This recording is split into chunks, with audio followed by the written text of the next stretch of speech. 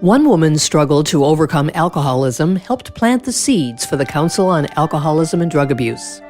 Marty Mann was the first woman ever to achieve sobriety through AA. Working with several Santa Barbara community members, Marty started the Santa Barbara Committee on Alcoholism. The committee eventually became the Council on Alcoholism and Drug Abuse, an organization that has grown to become key in the fight against addiction across the country. Trained volunteers staff the Early Alcoholism Information Center to educate the community about the dangers of alcohol abuse. In order to meet the need for housing, New House was established to provide a sober living home for men, and Casa Serena began offering counseling and a sober living home for women. Over the decades, the Council on Alcoholism and Drug Abuse continued to expand and serve its community. In 1985, with Penny Jenkins coming on board as executive director, it began its most dramatic transformation. Guided by community input and a desire to help, Penny has overseen the development of several programs designed to educate, prevent, and treat addiction.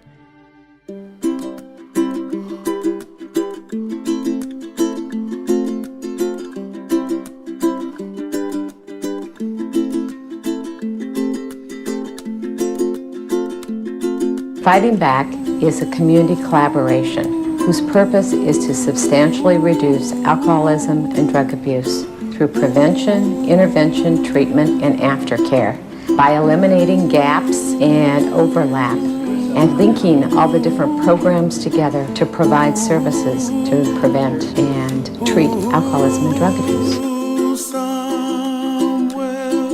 The loss of his son Danny motivated Bob Bryant to found the Daniel Bryant Youth and Family Treatment Center. This comprehensive prevention and treatment facility helps young people and their families get back on track.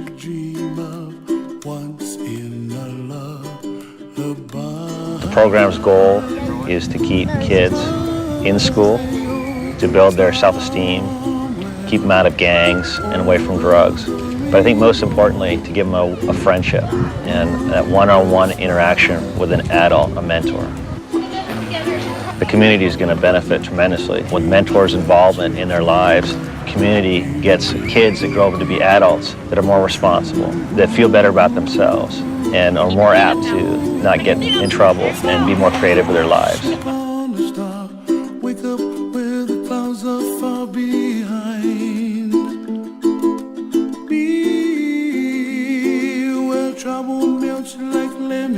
The perinatal program offers help to addicted mothers both before and after the birth of their child. The program provides counseling to assist women in self-esteem, anger management, relapse prevention, parent education, and child development. No one can do it alone. And the dream that you did to, oh why, oh why. Teen Court is a real justice program run by teens for teens. Anyone ages 12 through 17 who has committed a misdemeanor can appear before a jury of their peers. The Teen Court program offers first-time offenders an important second chance, a chance to learn from their mistakes and keep their records clean. What a wonderful world. Well, I see skies of blue and I see... The youth service specialists working in our junior high and high schools can relate to the students in a way others can't. The door is always open if a young person has a question, needs advice, or just wants someone to talk to. Youth service specialists also teach kids personal and social skills, critical thinking, responsible decision-making, and tools for coping with anxiety so they don't turn to drugs or alcohol. The Council's programs have multiplied since Penny took over as Executive Director 25 years ago. It has been her passion to help our kids navigate the dark waters of drug and alcohol abuse, a passion triggered by the pain of losing her daughter, Lisa. She had beautiful blue eyes, huge eyes. You could see her emotions in her eyes, but they were generally sparkling and always a ready smile. Lisa was the one that would bring little presents to Mom that she would make. She was just a loving, loving little girl, and she was my very good friend. She'd come home at night and we'd sit and we would talk about everything that went on or every day after school. She was just a very loving child in every way. Lisa was just the happy middle child. She wanted everyone to love her and she loved everybody, and she was always the peacemaker, got good grades. Lisa's best features were her laughter, her kindness. She was a beautiful girl. She was a wonderful daughter. She had her older brother who she thought was just great. And she and Kristen were really good friends because they were so close in age. She was very social, but she just had a very magnetic personality, and people loved her and she loved people. And so our house was always full of girls planning slumber parties. We had a lot of slumber parties. Last school day before finals, gnarly. Kelly had an after-school party, saw Bobby, cute, and then home to hit the books. She loved to ski. Went skiing half a day, Wendy and I. Saw Joe, had a fun day. Met 3 ski instructors and another couple. Wendy and I ended up pub hopping with a bunch of locals. Wendy and I woke up slightly hungover. I knew she had gone out and had been drinking sometimes.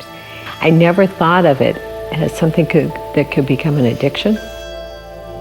It's hard to believe I was that naive. But that particular night, she went out with friends and she had drinks and had cocaine. I got a call at about midnight from the police that Lisa had been in an accident. They had been going 110 miles an hour, and the car had ended up on a wall, and they'd all been thrown from the car, and that she had run from the scene of the accident. So we went to find her and couldn't find her, and looked everywhere, and came home, and there was Lisa. And she had shot herself in the stomach, and there was nothing we could do. She died April 16th of 1982.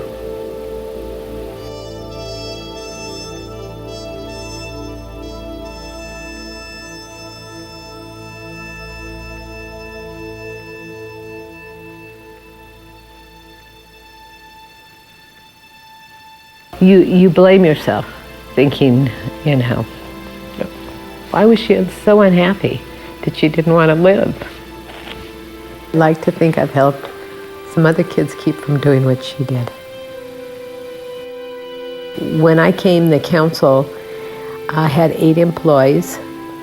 It had a $180,000 budget, and we were renting a place on Haley and Santa Barbara Street.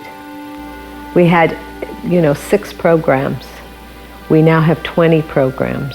We have a wonderful staff and board and volunteers, and there was always a new challenge around every corner. This really had a feeling to me that I could really make a difference. You don't have to lose a child in order to care about other people and to make things like this work. You just have to care. Because she cared. She cared about people. So she would have thought, good going, Mom.